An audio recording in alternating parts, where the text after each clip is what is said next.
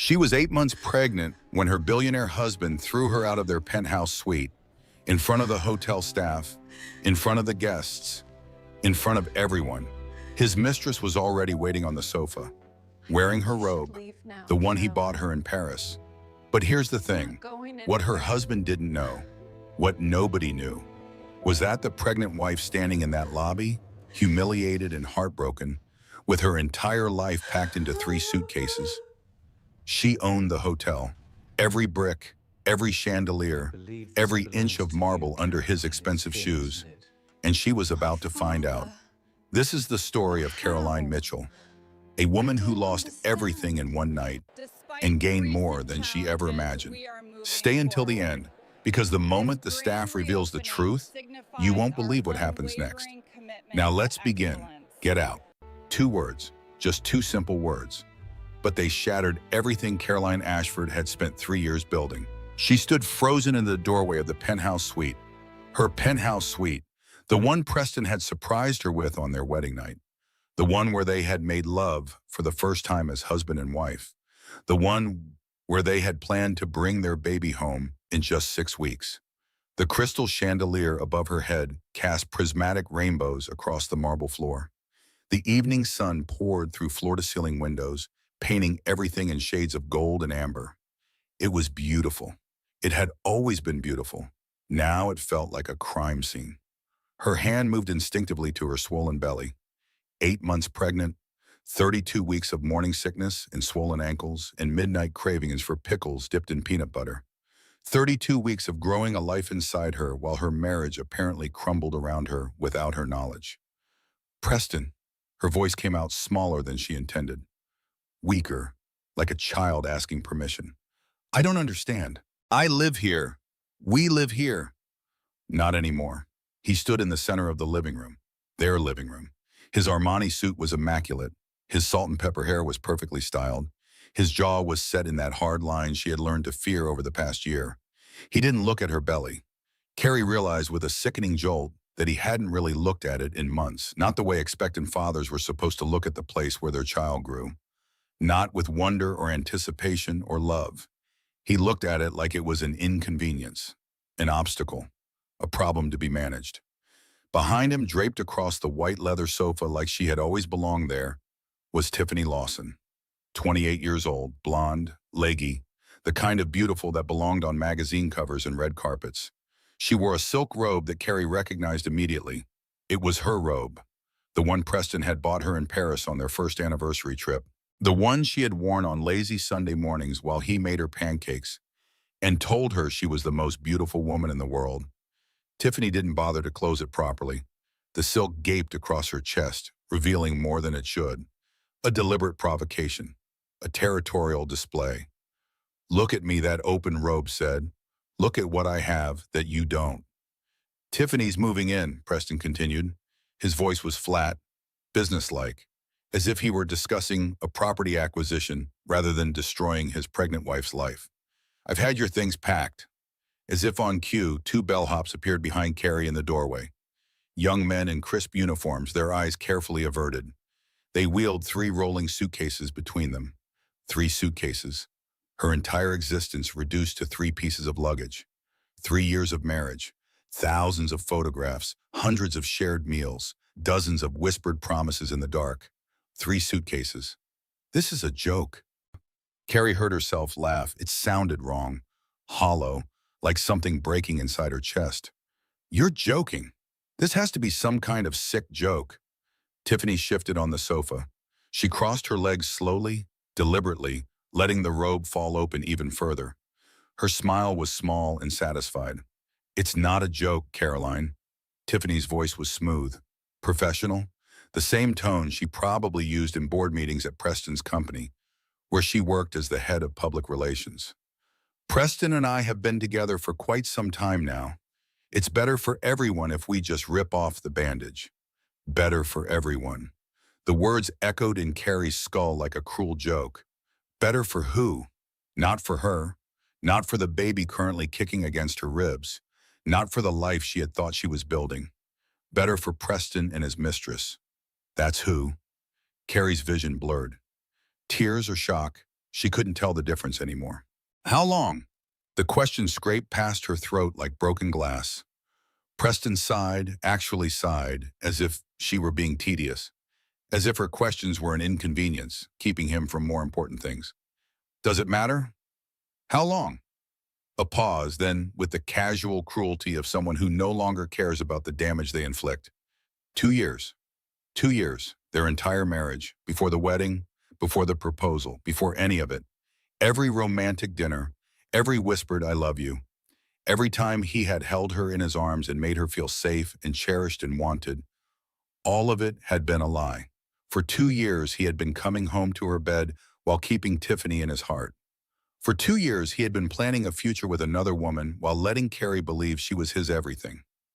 The baby kicked, hard, right under her ribs, as if protesting this moment, as if demanding that its mother do something, say something, fight back. But Carrie couldn't move, couldn't speak, couldn't do anything except stand there as her world collapsed into rubble at her feet. She thought about the coffee shop where they had met, that little place on Madison Avenue with the exposed brick walls and the smell of fresh ground beans. She had been running late for work. He had been standing in line behind her. When she knocked over her latte, he had caught it before it hit the floor. Quick reflexes, she had said, embarrassed. Only for beautiful women, he had replied. She should have known then, should have recognized the smoothness of the line, the practiced charm of a predator who had done this before. But she had been 29 years old, single, tired of bad dates and broken promises. When a handsome billionaire with kind eyes and an easy smile told her she was special, she had wanted to believe him. She had wanted so badly to believe. The elevator is waiting, Preston said. His voice cut through her memories like a knife through paper. Don't make a scene, Caroline. It's beneath you. Don't make a scene. 3 years of marriage, obey. One baby on the way, and his concern was that she might embarrass him in front of the hotel staff. Don't make a scene, as if her pain was an inconvenience, as if her heartbreak was a breach of etiquette. One of the bellhops cleared his throat softly. He was young, maybe 22 or 23. He had acne scars on his cheeks and kind eyes that couldn't quite meet hers. Mrs. Whitmore? His voice was barely above a whisper. If you'll follow me? Carrie turned. The movement felt automatic, like her body had given up waiting for her brain to catch up and decided to function on its own. She walked to the elevator, one foot in front of the other. The carpet was thick and soft under her feet. Persian, hand-woven. She remembered when Preston had picked it out. He had said it reminded him of his grandmother's house. Was that a lie, too? Did he even have a grandmother? Did anything he had ever told her have any connection to reality? The elevator doors opened with a soft chime. The penthouse was on the 42nd floor. The ride down would take forever. She stepped inside. The bellhops followed with her suitcases, positioning them carefully against the back wall. They stood at respectful distances, their eyes still carefully averted. They knew. Of course they knew. In a building like this, everyone knew everything. The staff had probably been watching her marriage disintegrate for months, years. They had probably seen Tiffany coming and going when Carrie was at her doctor's appointments or visiting her mother. They had known, and no one had said anything. The doors closed. Carrie watched the numbers descend on the polished brass panel above the doors. 41, 40, 39. Her reflection stared back at her from the mirrored walls, a woman she barely recognized. Mascara already streaking down her cheeks. Hair she hadn't had time to brush that morning because the baby had been sitting on her bladder and she had spent half the night in the bathroom.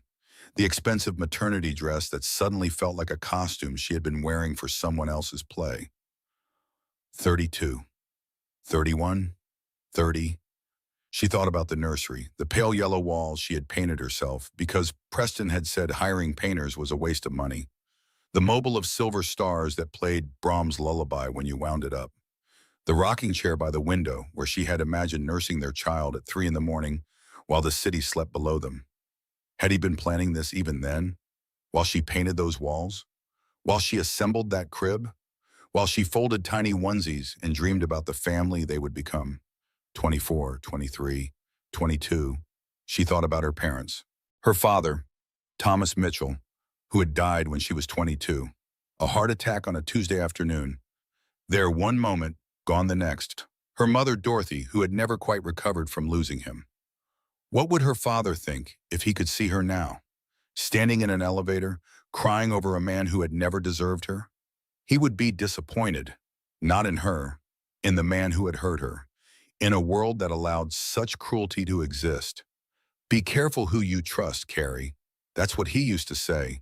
The world is full of people who see value and want to take it. She had thought he was being paranoid, overprotective. Now she understood he had been trying to prepare her for this exact moment. 15, 14, 13. The baby kicked again, softer this time. A gentle reminder that she wasn't alone in this elevator, that there was another life depending on her, counting on her. I'm sorry, sweetheart. The thought formed without permission. I'm so sorry. This is the world you're being born into. 8, 7, 6. She took a breath, tried to steady herself, tried to remember who she had been before Preston Whitmore walked into her life and convinced her she was nothing without him. She had been someone, once, before the marriage and the isolation and the slow erosion of everything that made her herself. She had had friends, opinions, a career she cared about.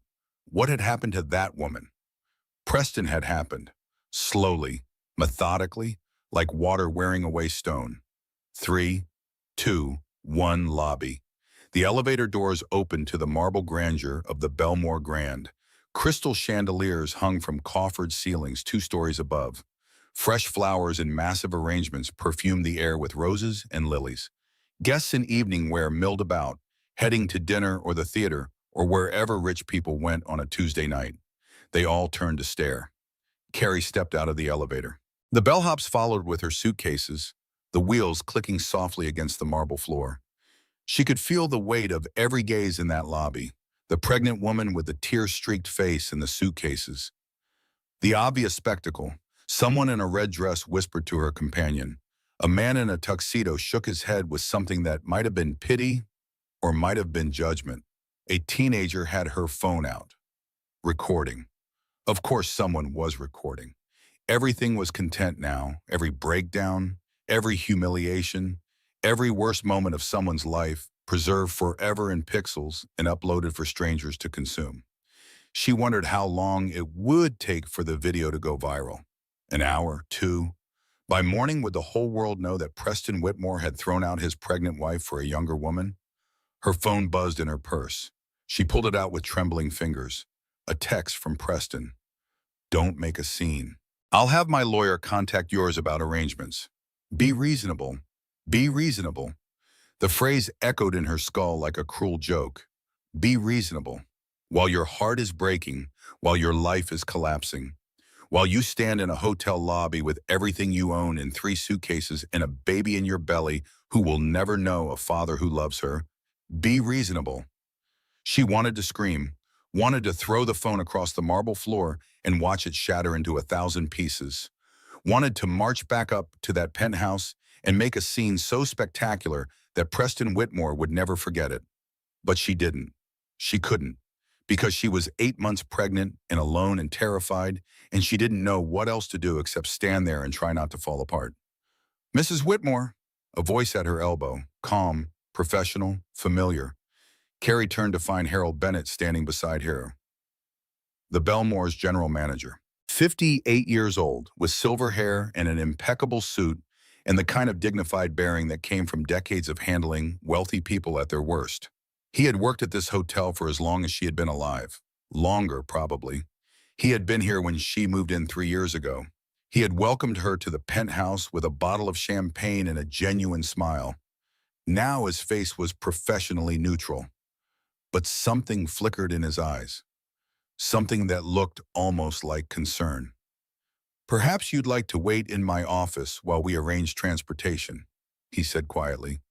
Away from... He glanced meaningfully at the teenager with the recording phone. Away from the audience. Away from the spectacle. I don't... She couldn't finish the sentence. Where would she even go? Her mother lived in Connecticut. 3 hours by train, her best friend Nora lived across town, but Carrie hadn't spoken to her in 8 months. Preston thought Nora was negative energy. That's what he had called her after that dinner party where Nora had too much wine and said something about how controlling Preston seemed. She's jealous of what we have, Preston had explained later. Some people can't stand seeing others happy. Carrie had believed him, had slowly let the friendship wither, had stopped returning Nora's calls and texts until eventually they stopped coming altogether. Preston thought a lot of things, and Carrie had believed them all.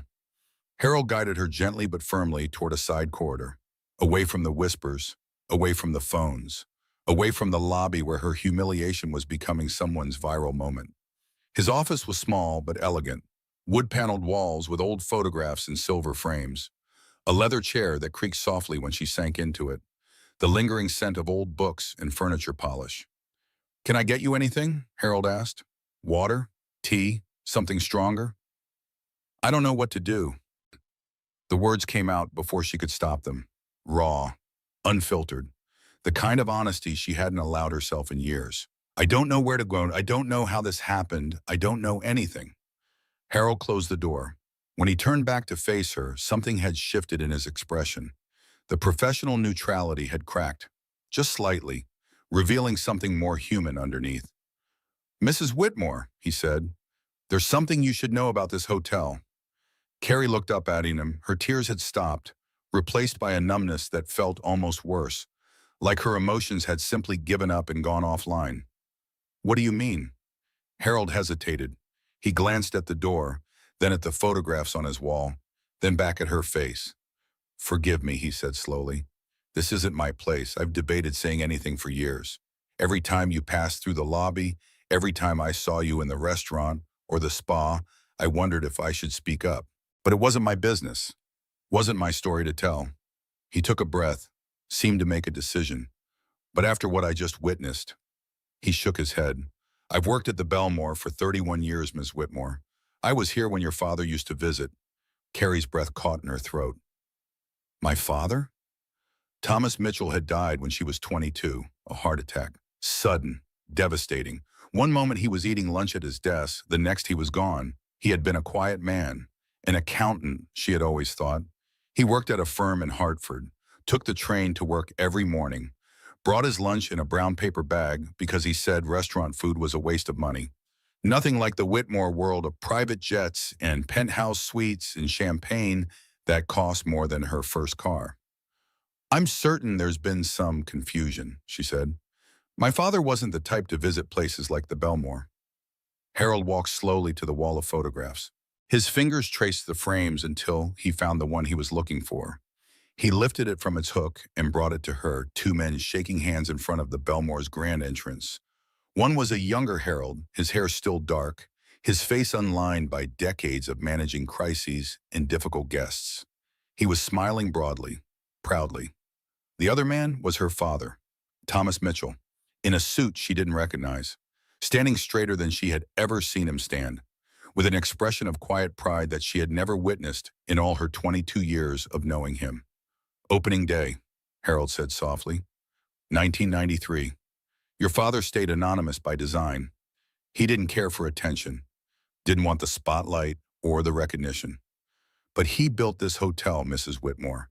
Every brick, every beam, every crystal in those chandeliers." The room tilted. Carrie gripped the armrest of the leather chair. "And when he passed," Harold continued, "that ownership transferred to his only heir." The words hung in the air like smoke. Heavy, impossible to grasp. Carrie stared at Harold, waiting for him to take them back, to laugh and admit it was a misunderstanding, to restore the world to its proper shape. He didn't. "My father was an accountant," she said. The words came out slowly, carefully, as if speaking too fast might shatter whatever fragile reality she was clinging to. "He worked at a firm in Hartford for 30 years. He took the train to work every morning at 6:45. He brought his lunch in a brown paper bag. He wore the same 3 suits in rotation because he said fashion was a waste of money." She looked at the photograph again. Her father's face, that unfamiliar expression of pride. He wasn't, he couldn't have. "He was a brilliant man who didn't care for attention," Harold said gently. "The accounting firm was real. He worked there until he was 40. But he invested every spare dollar he had. quietly, carefully. Properties no one else wanted, buildings other investors had given up on. Harold set the photograph on his desk facing hers. The Belmore was his first major property. He bought it in 1989 with your grandmother's life insurance money. The building was a wreck then, condemned nearly. Everyone said he was crazy to try to save it. A wreck? Decades of neglect. The previous owners had let it fall apart. The roof leaked. The plumbing was a disaster. Half the electrical system was held together with prayers and duct tape. Harold's voice softened with memory. But your father saw something in it. Potential, he called it. He said buildings were like people. Sometimes they just needed someone to believe in them. Carrie thought about her father's bedtime stories, tales of builders and dreamers, people who saw potential where others saw problems. She had always assumed they were fairy tales, made up to help her sleep. What if they had been true? What if her father had been the builder in all those stories, and she had just never known? I don't understand, she whispered. If my father owned this hotel, why didn't I know? Why didn't anyone tell me? Your father wanted you to have a normal childhood, a normal life. He didn't want you to grow up as the heiress, to be treated differently, to be a target. A target.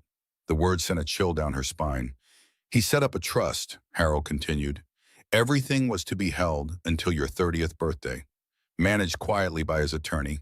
No public announcements, no fanfare. When you turned 30, you would learn the truth. You would decide what to do with what he had built. Carrie's 30th birthday had been 2 years ago, a small dinner with Preston at a restaurant downtown. He had given her diamond earrings that cost more than her car. Nothing had happened on her 30th birthday. No attorney had appeared. No truth had been revealed. The trust, she said slowly. You mentioned an attorney. Richard Dalton. He worked with your father for decades. He was supposed to contact you on your birthday, explain everything, answer your questions, help you understand what you had inherited. But he didn't. Harold's expression darkened. No, he didn't. I was surprised when I saw you living here but seemingly unaware of your ownership. I assumed perhaps you preferred to keep it private. Some owners do. They don't want the attention, don't want people treating them differently. He paused. But I always wondered why you never came to the management meetings, why you never reviewed the financial reports, why you seemed to have no idea that the Belmore belonged to you. The numbness was wearing off. Something sharper was taking its place, something that felt like the beginning of understanding. Richard Dalton, she repeated. You said he was supposed to contact me. He was supposed to explain everything. Yes, but he didn't. No. So either he failed to do his job or someone prevented him from doing it. Harold was quiet for a long moment. When he spoke again, his voice was careful, measured. I don't want to make accusations, Mrs. Whitmore, but your husband has been managing this hotel's affairs for the past 3 years. He's been signing documents, making decisions, representing himself as acting on your behalf. The room went cold. I never gave him that authority. No, I suspected as much when I saw the way he spoke to you, the way he made decisions without consulting you, the way he... Harold stopped himself. The way he what? Forgive me, it's not my place. Tell me. Harold sighed. Suddenly he looked older than his 58 years, tired, burdened by knowledge he had carried for too long. The way he treated you, Mrs. Whitmore, like you were an employee, not a partner, not a wife, not the owner of this building and everything in it. The words hit her like a physical blow, because they were true. Every single one of them. She had felt it for years, the subtle condescension, the way Preston explained things to her as if she were a child, the way he made decisions and presented them as facts, the way he slowly, systematically made her feel like she was lucky to have him, like she was nothing without him. She had thought it was normal. She had thought that's just how marriages worked. She had thought she was being too sensitive, too demanding, too difficult. Preston had told her all those things, over and over, until she believed them. Her phone rang. The sound cut through the heavy silence like a knife. Nora's name flashed on the screen. Her best friend since freshman year of college. The one who had stood beside her at the wedding, smiling through obvious reservations. The one Carrie hadn't spoken to in 8 months because Preston had convinced her that Nora was toxic. She answered, "I saw it on Instagram," Nora said without preamble. Her voice was sharp, urgent, furious. "Someone posted a video. You in the lobby, looking like the world just ended. What the hell happened? What did that bastard do to you?" "He threw me out," Carrie's voice cracked. "For Tiffany, his mistress. She was wearing my robe, Nora, the one from Paris. She was sitting on my sofa in my robe like she owned the place. That son of a bitch, that absolute son of a bitch. It's been 2 years, the affair, our entire marriage has been a lie. I'm coming. Don't move. Stay exactly where you are. I'll be there in 20 minutes. Nora, Carrie glanced at Harold, who had discreetly turned away to give her privacy. "There's something else. Something I just found out about my father, about this hotel. I don't even know how to explain it." "Then don't, not on the phone. Just stay where you are. I'm on my way." The line went dead. Carrie lowered the phone. Her hand was shaking. Everything was shaking. "Mrs. Whitmore," Harold said quietly, "would you like me to contact Mr. Dalton? Given the circumstances, I believe he would want to know what has happened." "Yes." The word came out automatically. "Yes, please." Harold nodded and left the office, closing the door softly behind him. Alone, Carrie looked around the small room, the photographs on the walls, the neat stacks of papers on the desk, the lingering scent of furniture polish and old books. Her father had built this hotel. Her father, who had never seemed to have two nickels to rub together. Her father, who had driven the same car for 15 years and worn the same suits until they were threadbare. Her father, who had died of a heart attack on a Tuesday afternoon, leaving behind a closet full of worn shoes and a daughter who thought she knew him. She thought about all the times he had taken her to the city as a child, the way he would pause in front of certain buildings, studying them with an intensity she hadn't understood. "What do you see, Daddy?" she had asked once. They were standing in front of an old brownstone that looked like it was about to fall down. "Potential, sweetheart. I see potential." She had thought he was being silly, philosophical, the way adults sometimes were when they didn't want to give real answers. Now she understood. He had been looking at buildings the way a sculptor looks at stone, seeing not what they were, but what they could become. She thought about the bedtime stories he used to tell, tales of a man who could see potential where others saw problems, who built beautiful things out of ruins, who changed the world without anyone ever knowing his name.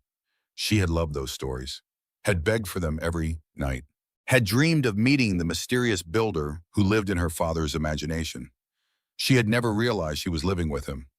She thought about the last thing he had said to her, 3 days before his heart attack. A phone call about nothing in particular, weather, work, plans for the weekend that would never happen. "Be careful who you trust, Carrie. The world is full of people who see value and want to take it." At the time, she had thought he was talking about her job, her tendency to overshare with coworkers. She had laughed it off. Maybe he had been trying to warn her. Maybe he had known, somehow, that predators would come for her once he was gone. That men like Preston Whitmore would see her not as a person but as an opportunity. The door opened. Harold returned with a silver tray, chamomile tea in a delicate porcelain cup, a small plate of butter cookies, a single white orchid in a crystal vase. "For the stress," he said, "the kitchen remembers your preferences. You ordered chamomile every afternoon when you first moved in." The kindness nearly broke her. The kitchen remembered. The staff she had barely spoken to in 3 years remembered what kind of tea she liked. Her own husband had forgotten she existed, but the kitchen of the Belmore remembered. "Mr. Dalton is on his way," Harold continued. "He was quite distressed to hear from me. He's been trying to contact you for 2 years apparently, ever since your 30th birthday." 2 years? "He said your husband informed him that you wished all communications to go through his office, that you found legal matters overwhelming, that you preferred not to be bothered with the details of your inheritance." The pieces were clicking into place, slowly, horribly, like a puzzle revealing a picture she didn't want to see. "I never said any of that." "No," Harold's voice was carefully neutral. "I suspected as much." Nora arrived before the attorney. She burst through the door of Harold's office like a hurricane in designer boots. 5'10", red hair that hadn't faded since college. The kind of presence that made rooms feel smaller and problems feel solvable. She took one look at Carrie's face and crossed the room in 3 strides. "Tell me everything," she said, "from the beginning. Don't leave anything out." So Carrie told her. The eviction, Preston's cold announcement, Tiffany in the robe on the sofa, the bellhops with the suitcases, the elevator ride down, the recording phones in the lobby, and then the rest. The photograph of her father, Harold's revelation, the inheritance she had never known existed, the trust that should have come to her 2 years ago. Nora listened without interrupting. Her expression cycled through shock, fury, and finally, something that looked like grim satisfaction. "I knew Preston was trash," she said when Carrie finished. "I knew it from the first time I met him. Something about the way he looked at you, like you were a thing to be acquired, not a person to be loved." "Why didn't you tell me?" "I tried, honey, don't you remember? At your engagement party. I pulled you aside. I said something didn't feel right about him." Carrie remembered, her mother pulling her aside too, starting to say something.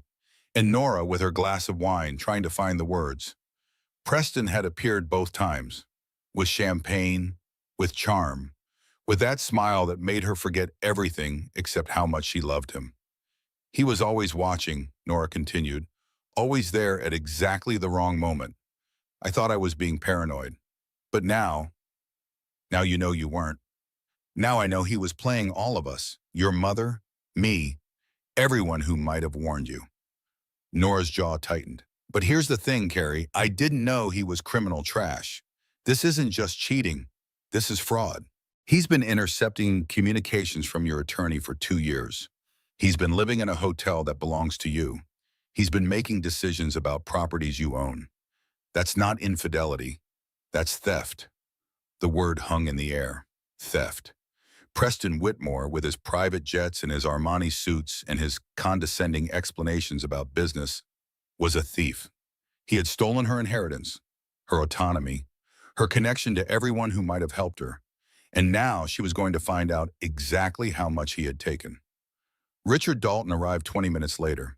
He looked exactly like a trust attorney should look. Silver-haired, steady hands, reading glasses perched on his nose. The kind of gravitas that came from decades of managing other people's fortunes. He carried a leather briefcase that probably cost more than Carrie's first apartment's rent. His suit was expensive but understated. His shoes were polished to a mirror shine. But his eyes were what caught Carrie's attention. They were red-rimmed, as if he had been crying, or as if he hadn't slept in a very long time. "Mrs. Whitmore." He set the briefcase on Harold's desk and took her hands in both of his. His grip was warm, firm, trembling slightly. "I have been trying to reach you for 2 years, since the day after your 30th birthday. Letters, phone calls, emails, all of them went unanswered. I never received any of them." "No, I know that now." His voice cracked. "Your husband contacted my office 3 days after your wedding. He said you found legal matters overwhelming. He said you preferred to have him handle everything on your behalf. He provided a power of attorney document with your signature." "I never signed anything like that." "No, I suspected as much, but I had no way to reach you. Every number I called went to his office. Every letter I sent came back marked return to sender." He released her hands and reached for his briefcase. "I should have tried harder. I should have come here in person. I should have found a way. It's not your fault." "Yes, it is." His voice hardened with self-recrimination. "I was your father's attorney for 32 years. He trusted me to protect you, to make sure you understood what he had built, to help you navigate the complexities of your inheritance." He opened the briefcase. "Instead, I let a predator intercept everything.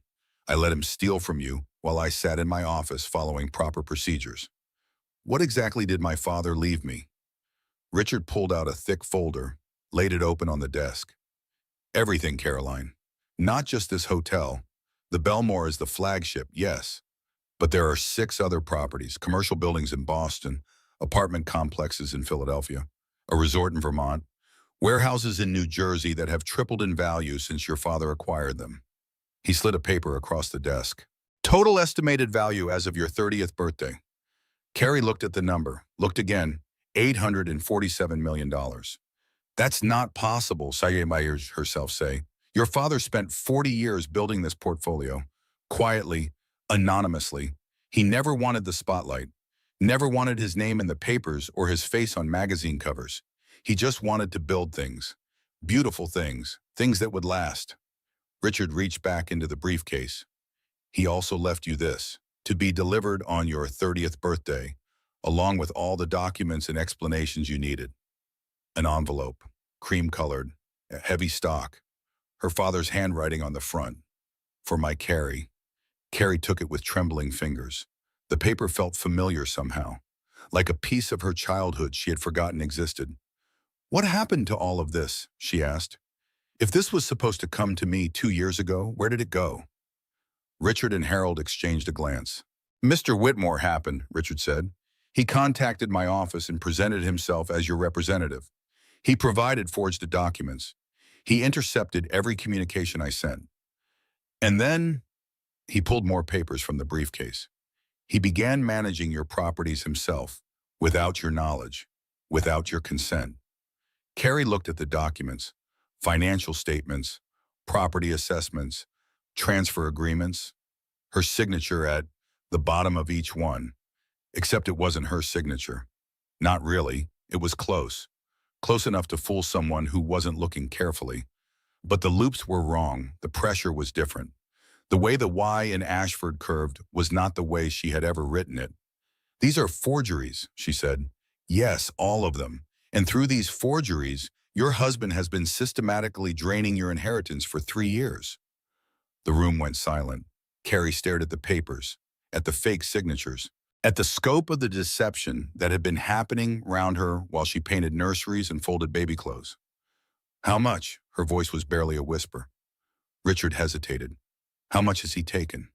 Including leveraged debt against your properties, deferred income and direct transfers to accounts in his name. He named a figure. $420 million. Half of everything her father had spent 40 years building. Gone. The number was so large it felt abstract, meaningless, like a statistic from a news story about someone else's life. $420 million. Carrie's brain couldn't process it, couldn't turn it into something real. It was too big, too impossible, too far removed from anything she had ever known. She thought about her father, his brown paper lunch bags, his 15-year-old car, his refusal to replace his suits until they were literally falling apart. He had lived like a man with nothing, while secretly building an empire worth nearly $1 billion. Why?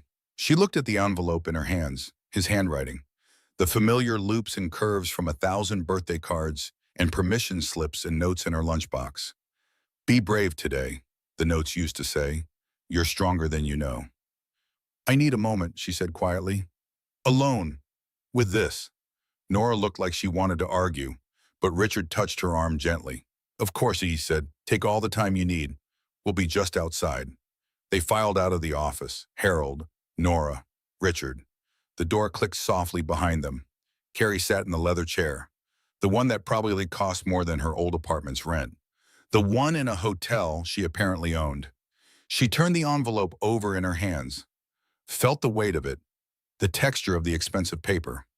Her father had written this letter 3 years before his death. He had planned for this moment, imagined her sitting somewhere, reading his words, learning the truth about who he really was. He could never have imagined she would be reading it in a hotel office, pregnant, betrayed, with mascara staining her cheeks and her whole life in ruins. She opened the envelope. The letter inside was written on heavy cream paper, 2 pages front and back, dated 3 years before his death. My dearest Carrie, it began, if you're reading this, I'm gone, and you've turned 30. I hope your birthday was wonderful. I hope you're surrounded by people who love you. I hope the world has been kind to you. I hope you're happy. I kept secrets from you, and for that, I'm sorry. Your mother knew she was my partner in everything, even this. But we agreed. We wanted you to grow up normal, to make your own choices without the weight of money shaping them, to find out who you were before you learned what you had. The Belmore was my first building. I bought it with your grandmother's life insurance when I was 26 years old. I didn't know what I was doing. I just knew that I saw something in that old hotel that no one else could see. Potential. It needed everything. New roof, new plumbing, new electrical, new everything. Everyone said I was crazy. Everyone said I would lose everything, even your grandmother's money, which was supposed to be for my education. But I saw what it could become. I saw the ballrooms full of light, the lobbies full of laughter, the families making memories that would last forever. I saw beauty where others saw rubble. It worked. Not because I was smart or talented or lucky. It worked because I believed in it. Because I was willing to do the work. Because I refused to give up, even when everyone told me I should. And then it grew. One building became two. Two became five. Five became more. I discovered I had a gift for seeing value where others saw decay. For finding the potential in things that had been given up on. I'm giving you that gift now, Carrie, all of it, every building, every brick, every piece of potential I spent 40 years nurturing. Use it wisely, trust slowly, and remember, the bricks and mortar mean nothing. What matters is what you build inside them. Carrie had to stop reading. The tears were blurring the words. Her father, her quiet, unassuming father who had never seemed to want anything except a peaceful life. He had been a builder, a dreamer, a man who saw potential where others saw problems. And he had hidden it all from her, to protect her, to let her become who she was supposed to be without the weight of his legacy crushing her. She wiped her eyes and continued reading. You're probably angry with me right now, for keeping secrets, for not trusting you with the truth. I understand that anger. I felt it too, when my own father died and left me nothing but debts and regrets. But I hope you'll understand someday. I hope you'll see that I was trying to give you something more valuable than money. I was trying to give you freedom, the freedom to fail, to make mistakes, to find your own path without everyone around you trying to steer you toward what they thought you should do.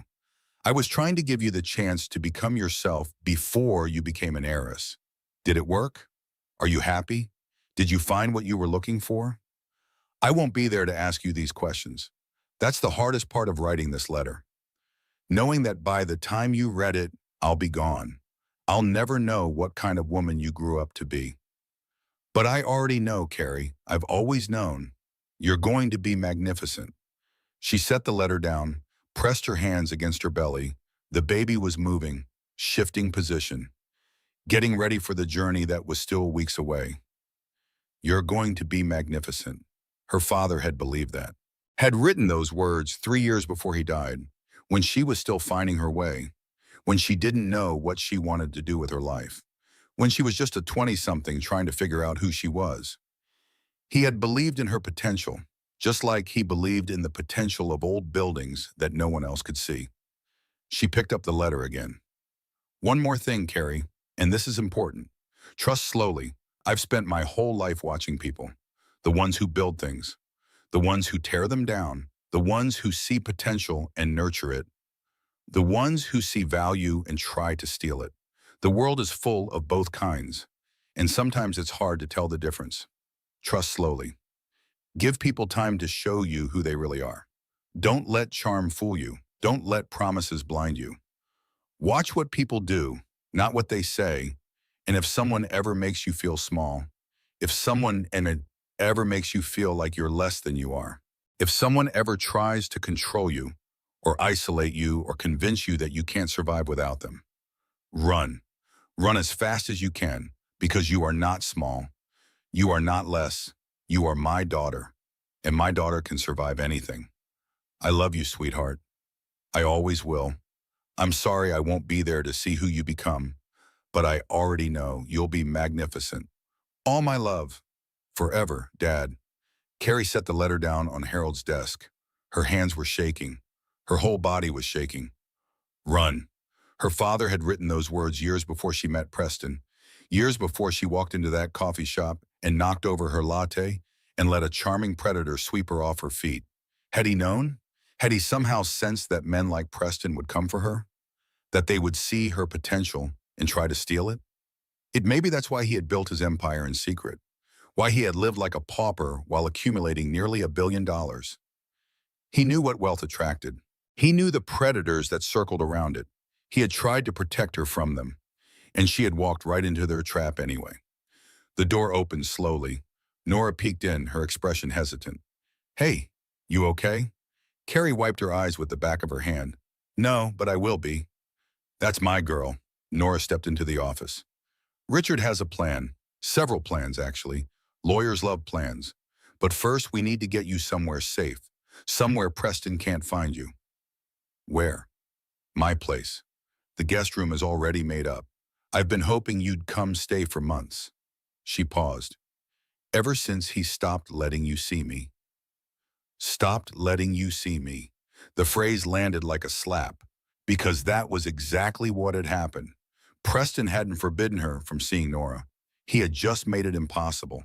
Scheduling conflicts, important events, subtle comments about Nora's negative energy and how some people couldn't handle seeing others happy. She had let him isolate her from everyone who might have told her the truth. Okay, Carrie said, let's go. Nora's apartment was on the Upper West Side, a brownstone walk-up with creaky stairs and radiators that clanged in the winter, and a view of a courtyard where pigeons gathered every morning. Nothing like the sleek penthouse Carrie had called home for 3 years. It felt more like home than the penthouse ever had. The guest room was small but cozy, a queen bed with a blue quilt that Nora's grandmother had made, a window that looked out onto the courtyard, a reading lamp that cast warm shadows on the walls. Real shadows. Soft ones. Not the hard-edged shadows of crystal chandeliers and marble floors. Carrie sat on the edge of the bed. Her father's letter was still in her hands. She had read it 6 times now. Each reading revealed something new, some word or phrase that she had missed before. 2 in the morning. The city had gone quiet outside the window. Even New York slept eventually. She should sleep too. The doctor had told her at every appointment that stress wasn't good for the baby. Rest was essential. Self-care was essential. All the things she had nodded along to while secretly staying up late worrying about whether Preston was happy with her. As if his happiness was more important than her health, than the baby's health. How had she let that happen? How had she become someone who valued a man's approval more than her own well-being? But her mind wouldn't stop cycling through the math. Preston had known. He must have known. Before the coffee shop, before the spilled latte, before any of it. The meeting that had felt like fate was probably carefully orchestrated. The charm, the persistence, the romantic certainty that she was the one, all of it calculated to win her trust. She thought about the first time he said he loved her. 6 weeks after they met, a rooftop restaurant with a view of the Brooklyn Bridge. Stars overhead and champagne in their glasses, and his hand reaching across the table to take hers. I've never felt this way about anyone, he had said. I know it's fast, I know we haven't known each other long, but I know what I feel. I love you, Caroline. I think I've loved you since the moment you knocked that latte out of my hands. She had cried, actually cried, because no one had ever said those words to her before. Not like that, not with such conviction and certainty. Now she understood why. He had been performing, reading from a script he had probably used a dozen times before, saying the words that would make her trust him, open up to him, give him access to everything she had. I was never the one, she thought. I was the owner. The baby kicked, a strong one, right under her ribs. I know, she whispered, pressing her hand against the movement. I know you're in there.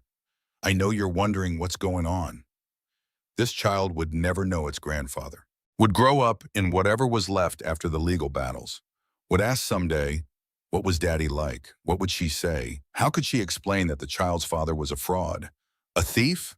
A man who had married their mother for money and thrown her away when something younger came along? She couldn't. She wouldn't. She would find another way to explain it, a gentler version of the truth. But first, she had to understand what had happened. All of it. Every lie, every manipulation, every forged signature and intercepted letter. She opened the letter again. Her eyes found the words she had been circling around all night. Trust slowly, and remember, the bricks and mortar mean nothing. What matters is what you build inside them. What had she built inside her marriage? 3 years of diminishing, 3 years of shrinking herself to fit Preston's preferences, 3 years of apologizing for having opinions and asking permission for purchases and slowly forgetting who she used to be. She used to laugh easily, Big, loud laughs that filled rooms. Preston had called them unrefined, said they drew too much attention. She had learned to laugh smaller, quieter, less. She used to have strong opinions about movies and restaurants and politics. Preston had called her views naive, said she didn't understand the complexities of the world. She had learned to keep her opinions to herself, to nod and smile and agree with whatever he said. She used to take up space without apologizing, to walk into rooms like she belonged there. Preston had made her feel like she was always in the way, always too loud or too quiet or too much or not enough. She had learned to make herself smaller, to hover at the edges, to wait for permission to exist. Where had that woman gone? The one who laughed and opined and took up space? Preston had erased her, slowly, methodically, like a forger perfecting someone else's signature. The tears came again, but these were different from the ones before. These were angry tears, hot and sharp and clarifying. He had stolen her inheritance, her self-worth, her sense of reality. He would not steal her future. Morning came slowly, gray light creeping through the window, the sounds of the city waking up. Garbage trucks backing up with their warning beeps, car horns, someone arguing in Spanish on the street below. Carrie had slept maybe 2 hours, scattered naps between bouts of reading and thinking and staring at the ceiling. Her phone showed 47 missed calls, 22 from Preston, 16 from unknown numbers that were probably press. The video from the lobby had gone viral overnight, just as she had feared. 9 from Judith Whitmore, Preston's mother. 1 voicemail from her own mother. Carrie, I saw the news. I'm on the next flight. We need to talk about your father. She deleted Preston's messages without listening to them. Whatever he had to say, she didn't want to hear it. Not yet. Maybe not ever. The shower in Nora's bathroom was tiny. The water pressure was weak. The towels were scratchy from too many washes. It was the most normal she had felt in 3 years. When she emerged, wrapped in a robe that actually belonged to Nora, she found her friend in the kitchen. Richard's here, Nora said. He brought documents and coffee, but mostly documents. The attorney was set up at the dining room table, papers everywhere, his laptop open to multiple spreadsheets. Harold Bennett sat beside him, looking slightly out of place in his formal suit amid Nora's eclectic decor of mismatched furniture and colorful art prints. I hope you don't mind that I came, Harold said. Mr. Dalton felt my institutional knowledge might be helpful. Of course. Carrie lowered herself into a chair. The baby protested the compression, shifting restlessly. What do we know? Richard pushed a stack of papers toward her. We spent the night going through the records. The picture is worse than we initially thought. Worse how? Preston didn't just leverage your properties for his investments. He's been systematically draining the operating accounts as well. The Belmore alone has lost nearly $40 million in the past 2 years. Deferred maintenance, reduced staff, corners cut everywhere. Carrie thought about the bellhops who had wheeled her suitcases to the lobby, the careful way they had avoided her eyes, the young one with the acne scars and the kind expression. Had they known? Had everyone known except her? The good news, Richard continued, is that the properties themselves are still valuable. The real estate market has been strong. Even with the debt Preston incurred, your net worth remains substantial once we void the fraudulent transactions. And we can void them? Without question. The forgeries are blatant once you know what to look for. The assistant who notarized them has already agreed to provide testimony in exchange for immunity. She's apparently quite eager to avoid prison. Nora snorted. Imagine that. A co-conspirator eager to save her own skin. The doorbell rang. Carrie's mother stood in the hallway. Dorothy Mitchell looked smaller than Carrie remembered. Grayer. The flight from Connecticut had been short, but the stress showed in every line of her face. Oh, sweetheart. She crossed the room and wrapped her arms around Carrie as best she could around the baby bump. I'm so sorry. I'm so sorry. You knew, Carrie said, not an accusation, just a statement of fact. Yes, Dorothy pulled back, her eyes wet. Your father wanted to wait. He wanted you to find yourself first, to have a chance to become who you were going to be without the weight of the money shaping your choices. And then Preston came along. And everything moved so fast. The proposal after 6 months. The wedding 3 months later. I thought, I hoped, maybe he really loved you. Carrie remembered her mother at the engagement party, the way she had started to say something, the way Preston had appeared at exactly the wrong moment with his charming smile and his champagne. You tried to tell me. I should have tried harder. Dorothy's voice cracked. Your father saw men like him in business, predators in nice suits who could smell money and vulnerability. He always said trust slowly. I should have trusted my instincts. It's not your fault, Mom. But even as she said it, Carrie knew the truth. Everyone had seen it but her. 3 days passed. 3 days of documents and phone calls and legal strategy sessions that made Carrie's head spin. She learned things about her father she had never known. The scope of his empire, the careful way he had built it brick by brick over 40 years, the anonymous donations to charities and scholarships, the employees whose college tuitions he had secretly paid, the families whose mortgages he had helped during hard times. Thomas Mitchell had been a good man, a quiet revolutionary who changed lives without ever taking credit, and Preston Whitmore had tried to destroy everything he built. The forensic accountants arrived on day 4, a team of 3, led by a woman named Patricia Henderson, who wore reading glasses on a chain and spoke in numbers like poetry. The fraud is extensive but traceable, Patricia reported. Every transaction, every transfer, every forged document, it's all here in the paper trail. She spread charts across Nora's dining table, columns of figures, arrows showing money flowing from Carrie's accounts into Preston's shell companies. A web of deception that stretched across 3 years in multiple jurisdictions. He was smart, Patricia admitted, but not smart enough. There are patterns, signatures that don't quite match, timestamps that don't align. Once you know what to look for, it's obvious. How much did he take? Carrie asked. Patricia hesitated. Total? Carrie pressed. Everything included? Everything. Approximately $420 million over 3 years, through a combination of direct theft, leveraged debt, deferred income, and creative accounting. The number still felt abstract, meaningless, but it was starting to take shape, starting to feel real. Can we get it back? Most of it, the assets are still there, the properties, the accounts he couldn't access without physical documents. Once we void the fraudulent transactions, the debt transfers to him personally. The stolen funds become a civil judgment. What about criminal charges? Richard Dalton stepped in. The district attorney is very interested. I met with her office yesterday. They're reviewing the evidence now. What charges? Forgery, wire fraud, embezzlement, identity theft. The list is extensive. Richard allowed himself a small, grim smile. Mr. Whitmore is going to have a very unpleasant few months. How long could he go to prison? If convicted on all charges? 15 to 20 years. 15 to 20 years. The father of her child might spend the next 2 decades behind bars. Carrie should have felt something at that news.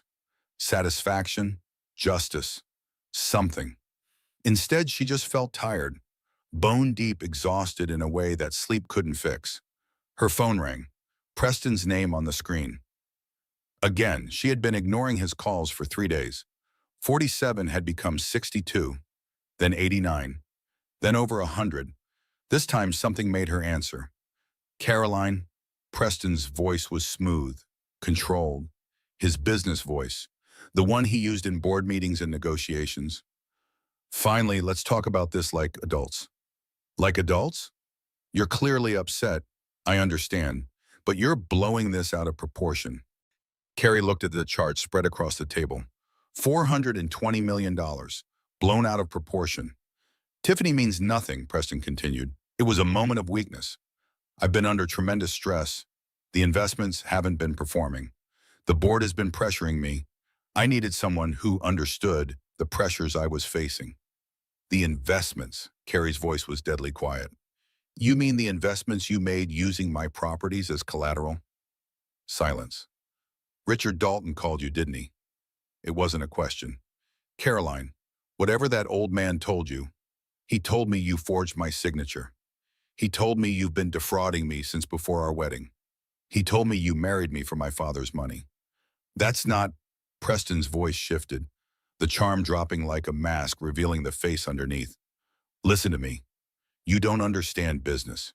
You've never understood business. Everything I did was to grow our portfolio. My portfolio that you stole. I built that portfolio.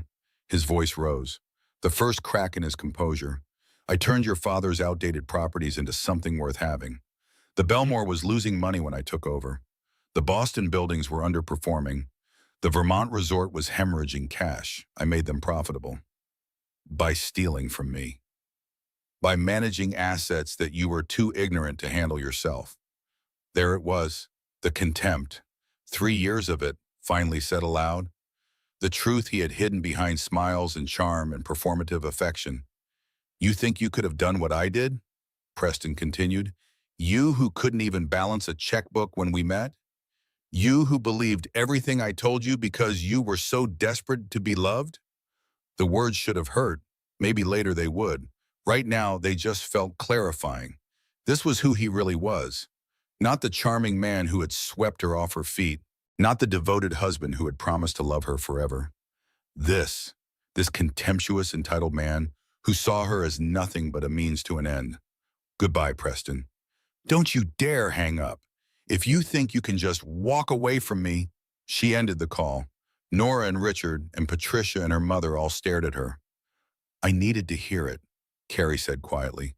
I needed to know who he really was, not the man I married, not the mask he wore, the man he actually is underneath. And now, Nora asked. Carrie looked at the documents spread across the table, the evidence of his crimes, the paper trail of his deception. Now we destroy him. The words came out stronger than she expected, harder, like a door slamming shut on everything she used to believe about her life. The next 2 weeks were a blur of activity, depositions, document reviews, strategy sessions that ran late into the night, meetings with prosecutors and accountants and investigators who asked questions she never thought she would have to answer. Yes, she had trusted him completely. No, she had never questioned where the money went. Yes, she had signed documents without reading them because he told her it was just paperwork. She heard herself describing her marriage, and she didn't recognize the woman in those stories.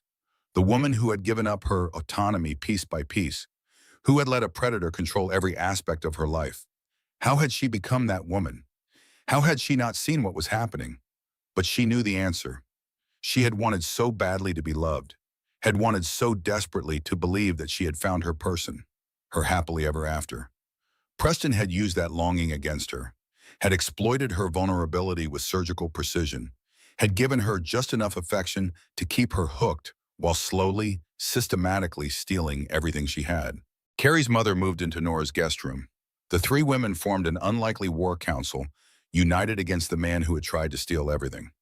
Richard Dalton became a constant presence. His calm expertise anchored their efforts. He knew which judges were sympathetic, which prosecutors were aggressive, which reporters would tell the story fairly. Harold Bennett sent updates from the Belmore. The staff had noticed the change in management. Rumors were spreading. Morale was low. They're worried, Harold reported over the phone. Many of them have worked here for decades. They remember your father. They're afraid of what Mr. Whitmore will do to the hotel. Tell them not to worry, Carrie said. Things are about to change. She meant it. For the first time since the eviction, she felt something like purpose. Preston had taken 3 years of her life, her money, her self-worth, her connection to everyone who might have helped her. He would not take her father's legacy. The contractions started at 3 in the morning on a Wednesday. Carrie woke to pain, sharp, rhythmic, like a fist clenching inside her belly. Too early, 6 weeks too early. Nora, her voice came out as a croak. Nora, something's wrong.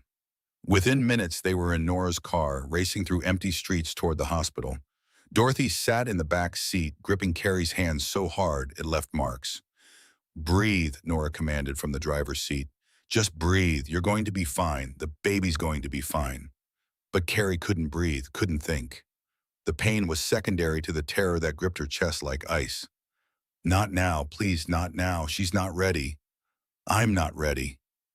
The city blurred past the windows, street lights and storefronts and the occasional pedestrian staring at the car, speeding through red lights. Carrie pressed her hand against her belly. The baby wasn't moving. Was that bad? Was that a sign that something was wrong? Please be okay. Please, please be okay. I need you to be okay. The hospital was a blur of fluorescent lights and hurried voices and cold hands on her belly. Someone attached monitors. Someone else started an IV. Nurses appeared and disappeared, their faces professional masks that revealed nothing.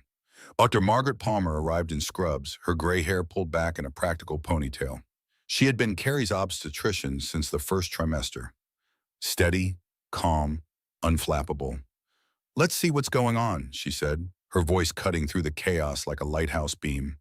Carrie watched the monitor, the jagged line of the baby's heartbeat, the peaks and valleys that meant something to the doctors but looked like abstract art to her. "False labor," Dr. Palmer announced after what felt like hours but was probably only 20 minutes. "Your body is under extreme stress, but the baby is fine. Heart rate strong, no dilation." Relief crashed over Carrie like a wave. She sagged back against the pillows, tears streaming down her face. "You need rest," Dr. Palmer continued. "Real rest, not whatever you've been doing. I've been fighting to save my inheritance from my criminal husband." The doctor's expression didn't change. She had probably heard stranger explanations. "I understand, but your body doesn't care about legal battles. Your body only knows stress, and right now your stress levels are dangerous. Your blood pressure is elevated. Your cortisol is through the roof. You're not sleeping. You're not eating properly. What am I supposed to do? Just let him win?"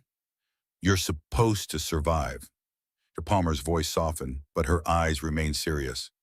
"You're supposed to take care of yourself and your baby. Everything else can wait. Everything else is my life. Your life is that baby. Right now, that's the only thing that matters. The lawyers can fight your battles, the accountants can track your money, but only you can keep your daughter safe." "Daughter," Carrie blinked. "You said daughter." "I did." Dr. Palmer allowed herself a small smile. "The ultrasound confirmed it. You're having a girl." A girl, a daughter. Someone she would have to protect and nurture and teach about a world full of people who saw value and wanted to take it. They kept her overnight for observation. Nora slept in the chair beside her bed, folded into an uncomfortable position, but refusing to leave. Dorothy paced the hallway, making phone calls, managing the chaos that continued outside the hospital walls. Richard called with updates. The district attorney had filed charges. Preston's lawyers were scrambling. The story had leaked to the press. None of it mattered. In that hospital bed, with monitors beeping and her daughter's heartbeat echoing through the room, Carrie finally understood something. She had been so focused on revenge that she had forgotten what she was fighting for. Not money, not property, not justice. Her child, her future, the life she wanted to build after all of this was over. Preston had already taken 3 years. She would not let him take one more day. When they discharged her the next morning, she made Nora a promise. No more all-night strategy sessions, no more skipping meals, no more stress. "But the legal stuff will be handled by lawyers. That's what we're paying them for." Carrie pressed her hand against her belly. The baby was moving again. Strong kicks, healthy kicks. "I almost lost her, Nora, because I was so busy being angry that I forgot to take care of myself." "Her?" Carrie smiled, the first real smile in weeks. "It's a girl." Nora's eyes filled with tears. "Oh, honey, a girl. A perfect little girl. She's going to need a godmother. She already has one." The next week was different, slower, gentler. Carrie spent mornings in the sun on Nora's tiny balcony, watching pigeons and reading books that had nothing to do with real estate law. Afternoons she napped and talked to her mother about her father and learned stories she had never heard before. Evenings she watched cooking shows and ate whatever Nora brought home and tried to remember what it felt like to be a person instead of a victim. She read her father's letter again and again and again. The bricks and mortar mean nothing. What matters is what you build inside them. What was she building? A lawsuit? A revenge story? A cautionary tale? Or something more? On the 5th day of her enforced rest, Harold Bennett sent flowers, white roses in a crystal vase. The card read, "The staff of the Belmore stand with you, Mrs. Mitchell." Mrs. Mitchell, not Whitmore, her maiden name, her father's name. the name on the deed. She called Harold that afternoon. "I want to come back," she said, "to the hotel. I want to see it. Really see it. The way my father saw it." "Of course, Mrs. Mitchell. Whenever you're ready. Tomorrow. I'll be there tomorrow." The Belmore looked different in daylight. Carrie stood on the sidewalk across the street, watching guests come and go through the revolving doors. The building was beautiful. Limestone facade with carved details that she had never noticed before. Brass fixtures polished to a mirror shine. The kind of old-world elegance that couldn't be replicated. Her father had built this. Not literally. He hadn't laid the bricks or installed the chandeliers, but he had seen the potential in an abandoned building that everyone else had given up on. He had invested everything he had. He had believed when no one else would, and he had created something beautiful. Harold met her at the service entrance. His eyes were wet. "Welcome home, Miss Mitchell." The words hit her harder than expected. Home. This place, she had lived for 3 years without knowing what it meant. "Show me everything," she said. "I want to see what my father built. All of it." They started in the basement, the parts of the hotel that guests never saw. Industrial kitchens with stainless steel surfaces and the smell of bread baking. Laundry facilities with mountains of white sheets waiting to be folded. The mechanical room where boilers and electrical panels and ventilation systems kept the building alive. Workers paused as she passed. Some recognized her from the viral video. Others knew her only as the woman who had lived in the penthouse of a gem. But Harold introduced her differently now. "This is Caroline Mitchell," he said, "Thomas Mitchell's daughter, the owner of the Belmore." The words rippled through the staff. Whispers followed her through corridors and up service elevators. By the time they reached the main floor, it seemed like everyone knew. Thomas Mitchell had been loved here. His daughter was something like a legend returning. "Your father knew every employee by name," Harold said as they walked through the housekeeping department.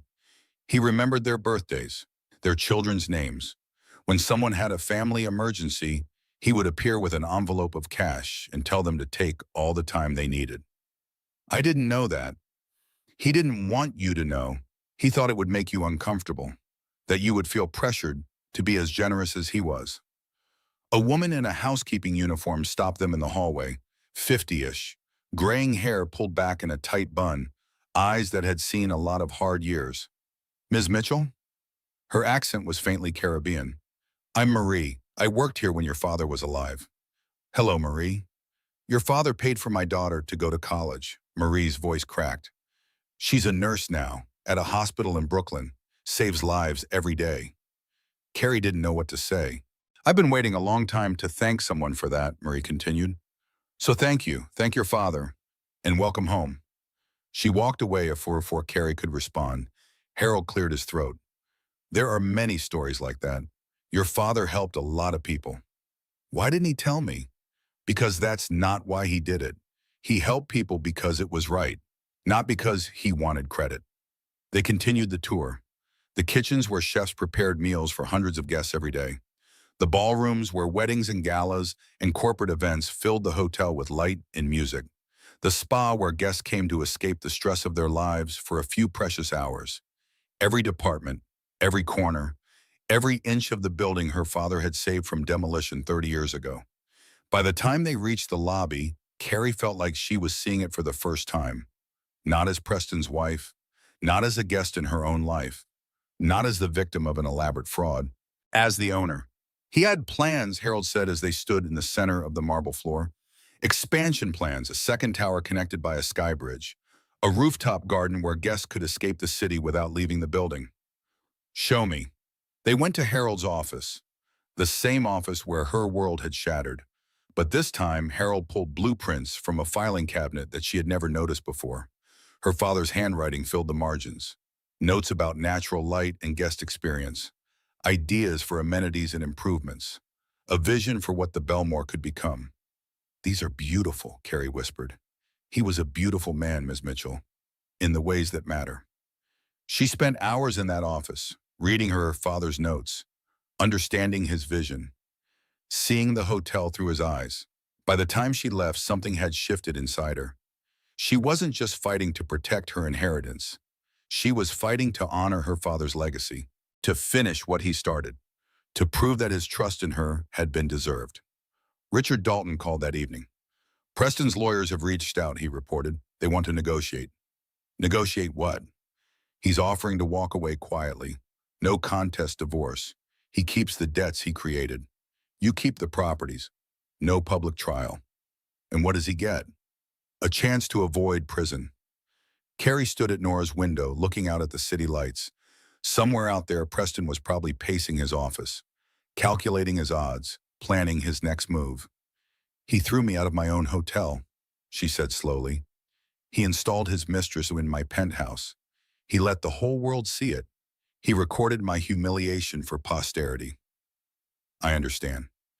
He didn't give me quiet. He didn't give me dignity. He gave me humiliation.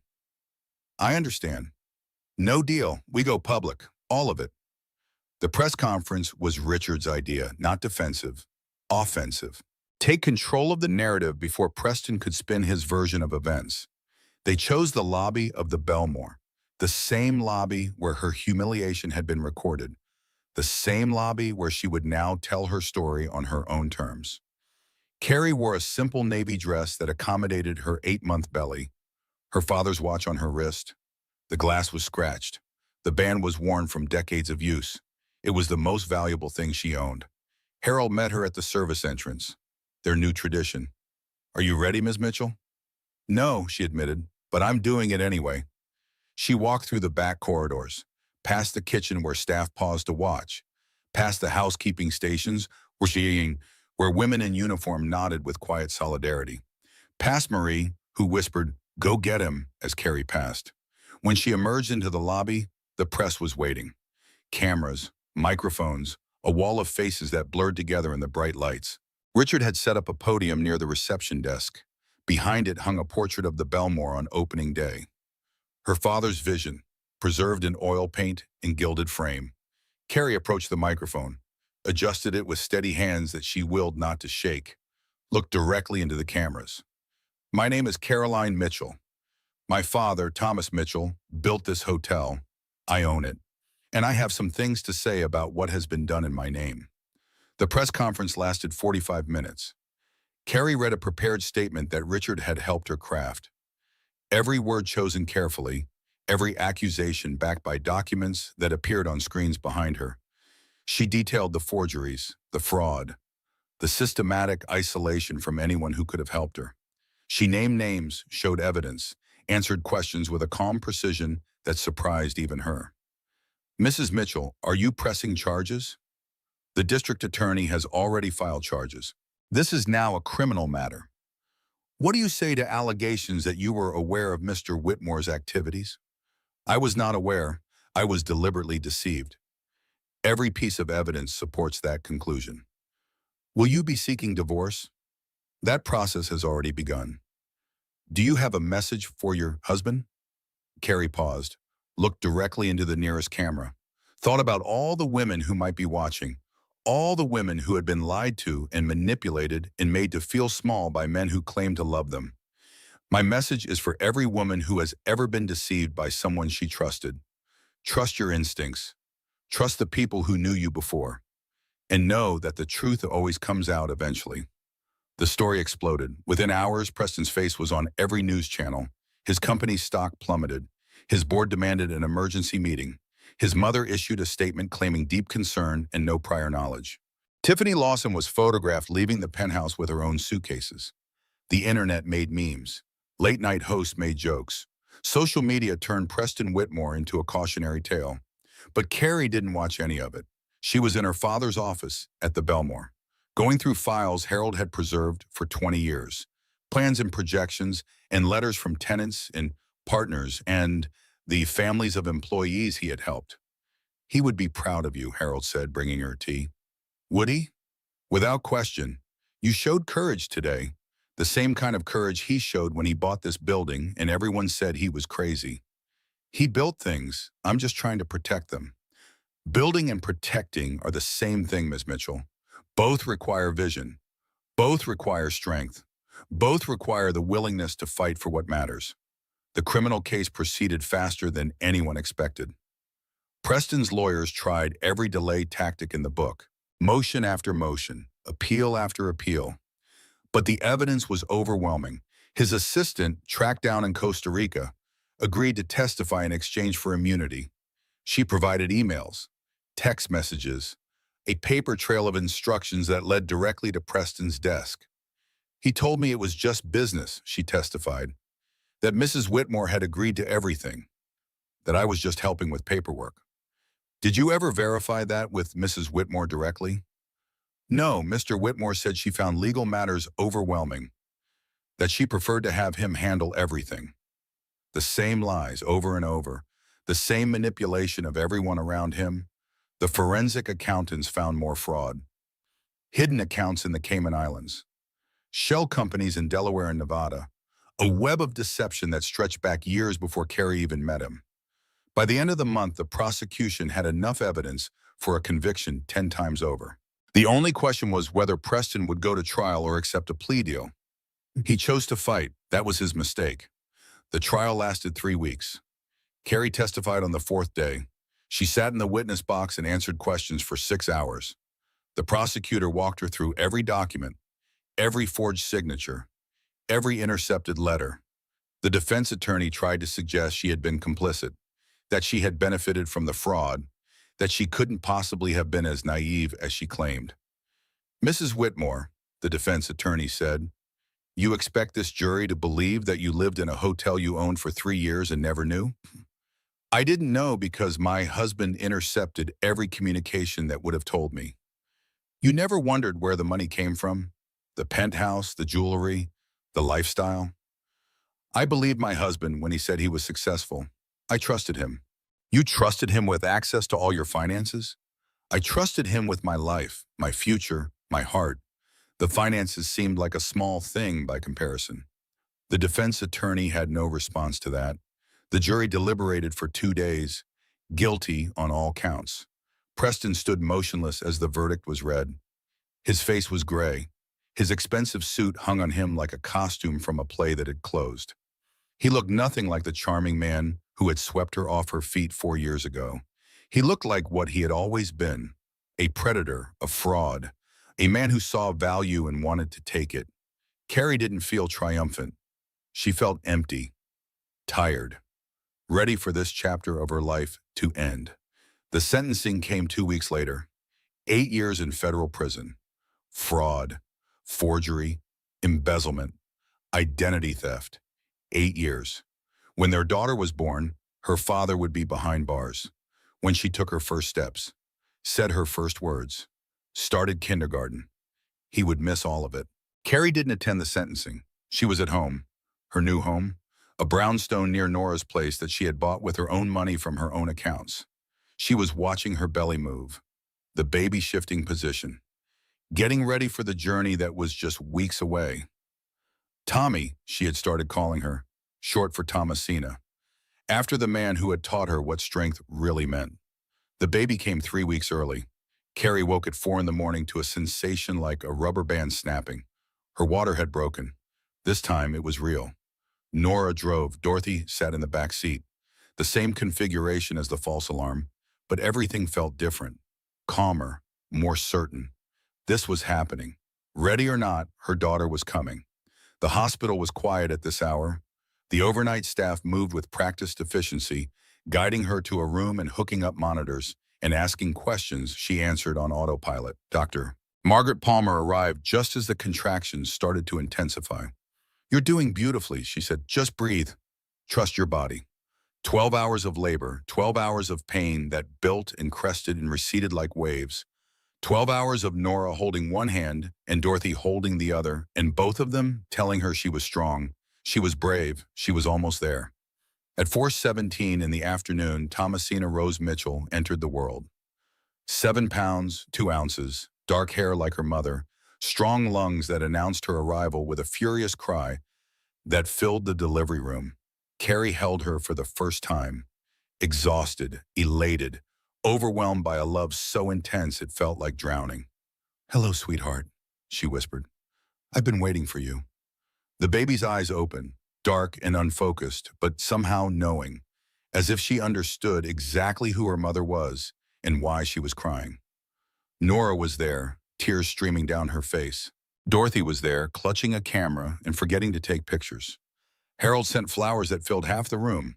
Richard Dalton called with news about the final settlement. The civil case had concluded. All fraudulent debts voided. All stolen assets recovered. Carrie's net worth restored to what it should have been. None of it mattered. What mattered was the tiny person in her arms, the life she would protect with everything she had. "What are you going to tell her?" Nora asked later, as Carrie nursed for the first time. "About her father?" Carrie looked at her daughter, those perfect fingers, that impossible face, so small, so new, so completely dependent on her. "The truth," she said, "when she's old enough to understand, that her father made terrible choices, that he hurt people who trusted him, that some things can't be forgiven, but they can be survived." And about her grandfather, that he was a good man who built beautiful things, that he loved her before she was born, that his legacy lives on in every brick of every building he touched. The first weeks home were a blur of sleepless nights and endless feedings. Carrie learned how to change diapers, how to swaddle, how to interpret different cries for different needs, how to function on 2 hours of sleep and still feel like the luckiest woman in the world. Her mother stayed for the first month. Then Nora took over. Then Carrie found her own rhythm, slowly, imperfectly, but surely. Harold sent weekly updates from the Belmore. The hotel was recovering. Staff morale had improved. Guests were returning. "They want to meet you," he reported during one call. "The long-term employees, the ones who remember your father. They want to thank you for saving this place." "I didn't save it." "With respect, Ms. Mitchell, you did. If Mr. Whitmore had continued much longer, there would have been nothing left to save. He was draining it dry." She went to the hotel on Tommy's 1-month birthday, a brief visit, just long enough to walk through the lobby and shake hands and accept congratulations. The staff treated her like royalty, not because of her money or her name, because she was Thomas Mitchell's daughter, because she had protected what he built. In the elevator afterward, holding her sleeping daughter, Carrie thought about the last time she had ridden these 42 floors. Down then, in shock, in tears, her world collapsing. Up now, changed, stronger, a mother, a survivor. The penthouse had been converted into something new. Preston's presence scrubbed away. The space now served as a charity suite for families with hospitalized children, a place for parents to rest while their kids fought battles at nearby medical centers. Carrie's idea, her first act as owner, her father would have approved. 6 months later, she hosted her first board meeting, the conference room at the Belmore. 7 faces around a polished table, 3 women, 4 men, all hand-selected, all brilliant. Harold sat at her right hand, Richard at her left. "The expansion project," she announced. "My father's plans. I want to make them real." She spread the blueprints across the table, her father's handwriting in the margins, his vision for a second tower and a rooftop garden and everything the Belmore could become. "The initial estimates put the cost at approximately $200 million, Richard said. "But the projected return—" "I don't care about the return." Carrie looked around the table. "I care about finishing what my father started, about creating something beautiful that will last." The board approved the project unanimously. Ground would break in the spring. 1 year later, Carrie stood in the newly renovated ballroom of the Belmore Grand. Crystal chandeliers sparkled overhead. Fresh flowers covered every surface. 300 guests mingled in evening wear, champagne glasses catching the light. It was a fundraiser, the first annual gala for the Mitchell Family Foundation, supporting women escaping financial abuse, building paths to independence and dignity. Her foundation, her legacy. Tommy was home with a sitter, 14 months old now. Walking, running actually, a fearless explorer who had inherited her mother's determination and her grandfather's eye for potential. "How do you feel?" Nora appeared at her elbow, resplendent in emerald green. Carrie considered the question. How did she feel? 1 year ago, she had been crying in an elevator, humiliated, homeless, pregnant, and alone. Now she stood in a ballroom she owned, surrounded by people who supported her work, building something that mattered. Free, she decided, not happy in the way I used to define happy, but free, like I'm finally living in my own story instead of playing a part in someone else's. That's pretty profound for someone running on baby sleep deprivation. Tommy's a good teacher. She knows what she wants, and she's not afraid to demand it. Wonder where she gets that. Carrie smiled, a real smile, the kind that reached her eyes and didn't require any effort. The gala raised $400,000, more than she had hoped, enough to help dozens of women rebuild their lives. After the last guest left, Carrie climbed to the rooftop. Not the garden yet, that was still under construction. But there was a viewing platform where she could see the city spread out below like a promise. She thought about the woman she had been, the one who couldn't make decisions without checking Preston's approval, the one who apologized for breathing too loudly, the one who had forgotten she had a voice. That woman felt like a stranger now. The transformation hadn't happened overnight. There were still hard days, moments of doubt, old habits that crept back when she was tired or stressed. But she was different, stronger, more herself than she had ever been. She pulled out her phone, opened the Notes app, started typing. A letter for Tommy to read someday, when she was old enough to understand. My darling girl, your grandfather left me something more valuable than money or property. He left me proof that quiet people can build empires, that kindness isn't weakness, that the most powerful thing you can own is your own story. Someone will try to take that from you someday. The world is full of people who see potential and want to control it. Don't let them. Trust slowly, love fiercely, and remember, you are the deed holder of your own life. Nobody else. All my love, forever. Mom. She saved the letter, closed the app, looked out at the city one more time, then she went home to her daughter. The Belmore 2 opened 18 months later. Twin towers now, connected by a sky bridge on the 40th floor. A rooftop garden spanning both buildings, the most prestigious address in the city. Carrie cut the ribbon at the opening ceremony. Tommy, now 2.5, clapped her hands and demanded to press the button on the elevator. That's right, sweetheart, Carrie said, guiding her daughter's hand. We're going up. The doors opened. They stepped inside. 42 floors. The same journey she had made hundreds of times now. But every time, she remembered where she had started and how far she had come. The numbers ascending on the polished brass panel. 1. She had been broken once. 10. Betrayed by the person she trusted most. 20.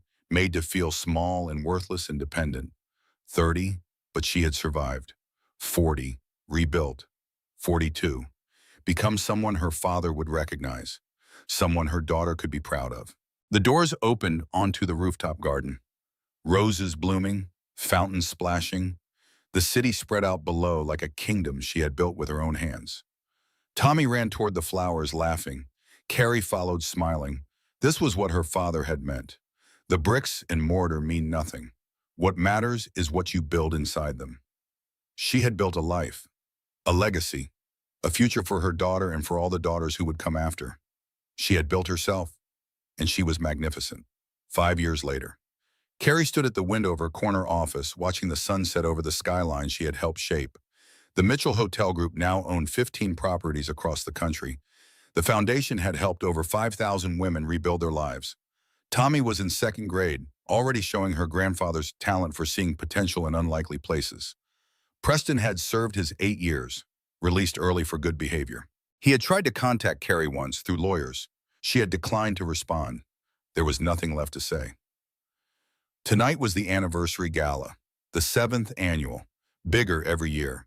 But before she went downstairs, she had one more thing to do. She pulled an envelope from her desk drawer, cream-colored, heavy stock, her own handwriting on the front. For my Tommy. 30 pages. The complete story. Not the sanitized version she had told her daughter so far, but the whole truth. The betrayal, the discovery, the fight, the victory, and the lessons. Trust slowly, love fiercely. Remember that the most powerful thing you can own is your own story. Tommy would read this letter on her 18th birthday. On her 30th, she would learn about her inheritance, the same timeline her grandfather had chosen. Some legacies are better discovered than given. Carrie sealed the envelope. locked it in the same drawer where her father's letter still lived, worn from handling, precious beyond measure. Then she checked her reflection in the window, boothed her dress, took a breath, time to go build something. She crossed the office, opened the door. On the wall beside it hung a framed photograph. Opening day of the Belmore 2. A woman and her young daughter standing where two men had once stood. Different names on the deed now, but the same legacy, building things that matter, protecting what you love, trusting slowly and loving fiercely, and never ever letting anyone take what belongs to you. Carrie smiled at the photograph as she passed. Thanks, Dad, for everything. Then she walked toward the elevator, toward the gala, toward the life she had built from the rubble of the one that had been stolen, going up, always up. And that's the story of how one woman turned her darkest moment into her greatest victory. If this story touched your heart, hit that like button. It helps more than you know. Drop a comment below. Tell me, what would you have done in Caroline's shoes? Share this with someone who needs to hear it today. And if you haven't already, subscribe and turn on notifications. Because stories like this, they're just getting started. See you in the next one.